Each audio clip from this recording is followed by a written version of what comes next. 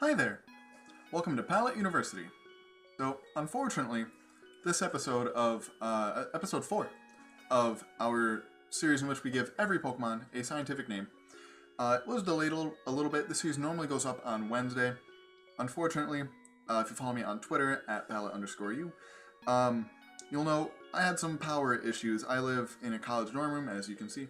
And long story short, long before I got here, probably like 8 or so years ago, there was a big fire that swept through this entire floor of my building, and they had to redo it very quickly because obviously students live here, and they needed to just redo it so these students had a place to live.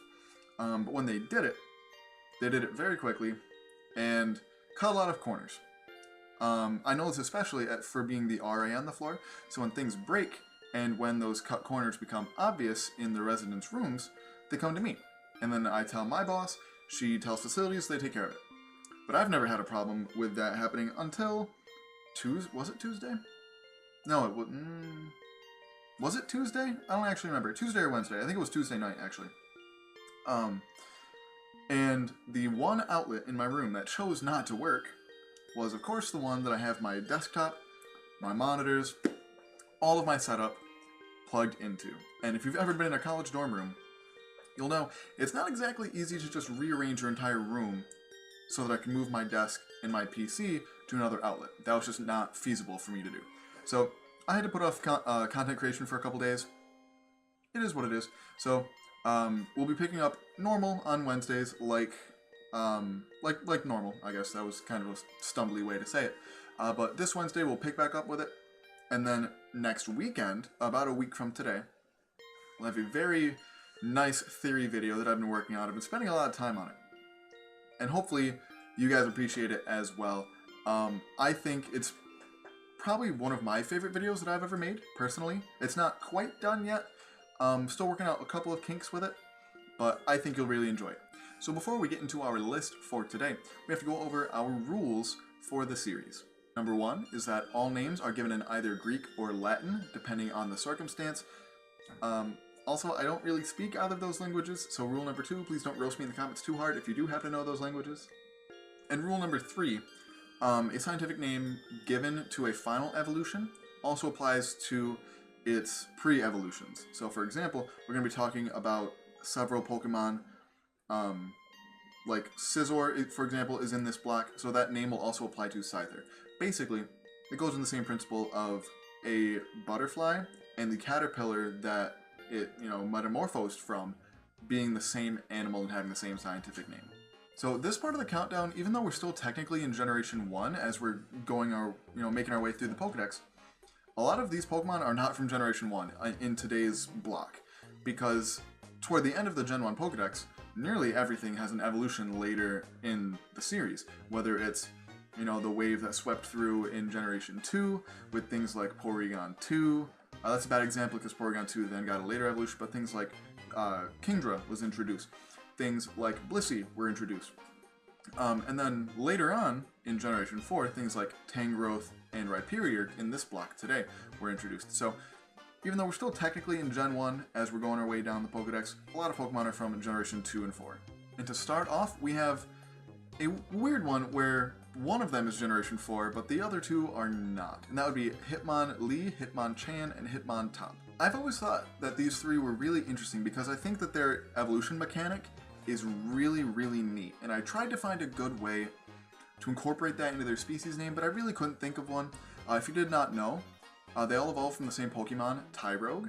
Tyrogue, basically it evolves into Hitmonlee if at level 20 its attack is greater than its defense. If its defense is greater than its attack, it evolves into Hitmonchan. And if they're equal, it evolves into Hitmontop. So I just thought that was a super, super neat evolution mechanic. That is just nothing like that has ever happened since. So like I said, I really wanted to find something to reflect that, but I really couldn't think of anything good enough, so I decided to give it the name instead of Polymutario Punga, which means multi-changing fight, to reflect Tyrogue sort of adapting, almost like Eevee, honestly, depending on its IVs and EVs, depending on, because, those influence its stats, how it evolves. Next in the Pokedex, after Hitmonlee and Hitmonchan, would be Lickitung, but like I said, evolutions. So we're going to be talking about Licky Licky. Licky Licky's scientific name is Liguria magnus, and it means giant tongue. Next up, we have wheezing. And wheezing is an interesting one. And I'm going to stick to my guns from last episode, where I decided that any Pokemon that is very clearly not like biotic, not natural, or at least not really an animal as we know them, or a plant as we know them, I'm just gonna put off until a different time when I can think of a good way to classify these organisms. So wheezing, see you in the future. Next in the Pokedex, after wheezing, we have Rhyhorn and Rhydon, but once again, evolution. So we're going to be talking about Rhyperior. Rhyperior's scientific name is Coriodensis serratus, which means thick-skinned horn. Now this makes sense because Rhyperior is known for being incredibly, physically defensive. I want to say it's got like base 140 or 150 physical defense, which is crazy. But also, the item that you use to evolve it from a Rhydon is called the Protector. So that makes sense that it's got really thick skin, as well as, I know at least Rhydon is, I'm not sure about Rhyperior, but it's known as the drill Pokemon because of its very prominent horn on its head. Next in the Pokedex would be Chansey, but moving on to Blissey. And Blissey's scientific name is Crassova modella, which means thick healing egg. For pretty obvious reasons, Blissey's a pretty thick girl. After Chansey in the Pokedex comes Tangela. So, Tangrowth will be what we're talking about today. Tangrowth's scientific name is Pharaxuva antiquus, which means ancient wild vine. The ancient part comes from its evolution method, which is Tangela needs to know the move Ancient Power for it to evolve into a Tangrowth, which also I've always thought that was a really cool evolution mechanic. And then wild just comes from its bigger sort of wild nature, and vine comes from its entire body being made out of vine. Next up, we have Kangaskhan, whose scientific name is Genghis rufus. Kangaskhan's scientific name doesn't really translate to anything. Instead, it's just kind of like a mishmash of names, of words rather, that I think fit it. So obviously, Genghis comes from the name Genghis Khan, who is a very famous Mongol warlord back, a couple hundred years ago. And obviously its name was the inspiration for Kangaskhan's name. And then the Rufus part of the scientific name is the latter part of the scientific name of the red kangaroo, which is the most commonly, well-known species of kangaroo. Next up, we have yet another evolution in Kingdra. Kingdra's scientific name is Hydromeri equus, which means dragon horse of the sea. For pretty obvious reasons, it's a leafy sea dragon, or I think that's the kind of seahorse it's supposed to be based off of. Either way, it's a dragon type and a seahorse, and it lives in the sea. Coming in on the final stretch of this episode, we have Seaking. Seaking's scientific name is Conucrassius sublimus, which means exalted horned goldfish. Now I'm going to break that down just a little bit for you. The cornu is, the Latin root for horn, as we've talked about a couple times, it's where unicorn comes from, the corn meaning horn. Crassius is I believe it's the genus name for the common goldfish that you see in pet shops. You might even have one in your house, that you get from fairs and things like that. And sublimus, or exalted, comes from it being the king of the sea, even though Seaking's kind of trash. Next we have another Pokemon that I believe we talked about Hypno last week, if not the week before. And I mentioned Hypno is probably the creepiest Pokemon to me, and I had its scientific name reflect that. So next we come up on what is, in my opinion, probably the second creepiest Pokemon, which is Mr. Mime. I don't know why, because it's not at least Hypno had things in the Pokedex that backed it up. There was a creepy monster thing, but Mr. Mime really doesn't, and I don't know why. Mr. Mime just creeps me the heck out.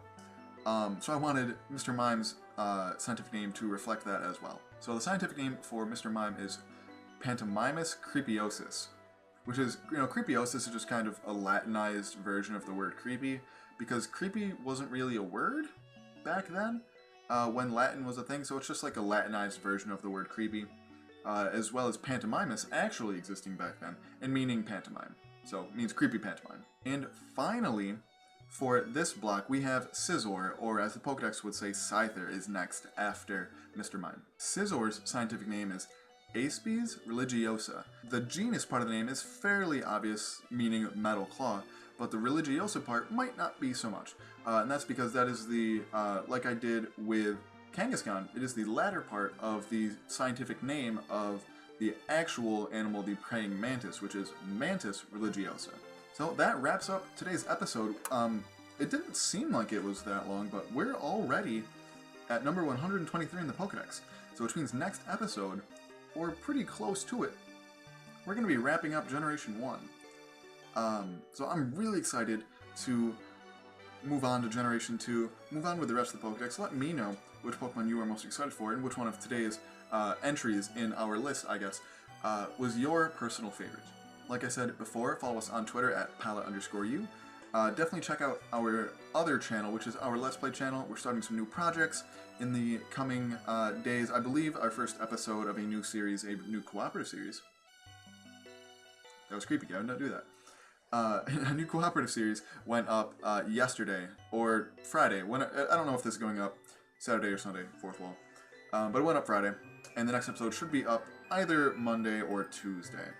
So definitely feel free to follow the link in the outro of this video, as well as down below. Check out the second channel. It would make me feel all sorts of good deep down inside. And as always, there's a time and place for everything.